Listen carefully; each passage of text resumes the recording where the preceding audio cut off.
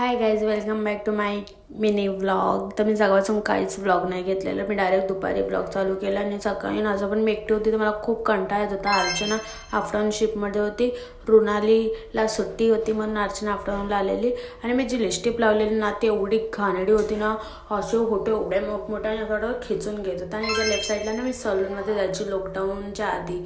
मग जुडीमध्ये पोचलो, काय कलेक्शन होते चपलाचे एक से एक आणि खूप भारी भारी होते. आम्ही एवढे चपला घेतल्या ना, फक्त चप्पल घेतले. माझी मम्मी चप्पल बघायला बोले त्याचा हार बनवा आणि गळ्यात घाला. आणि आम्ही हर महिन्याला चपला घेतो सर ना, एवढे चपला घेतो ना. त्यानंतर ना याचा परफ्यूमचा स्मेल बघितला, एवढा घाणेरडा स्मेल होता. माझे पूर्ण डोकं दुखायला लागलेलं त्याचा स्मेल घेऊन. मग लिपस्टिक वगैरे बघितलं पण लिपस्टिक नाही घेतलं. मला जो कलर पाहिजे होता तो कलर नव्हता तिथे.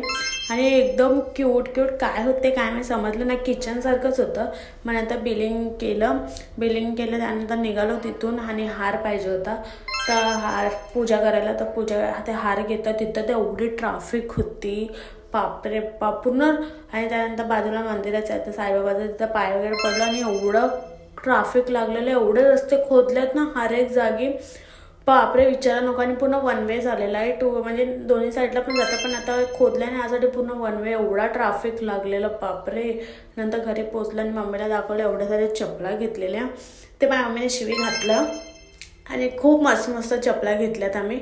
तर बाय गाईज, याच्यासाठी एवढे भेटूया पुढच्या व्लॉगमध्ये.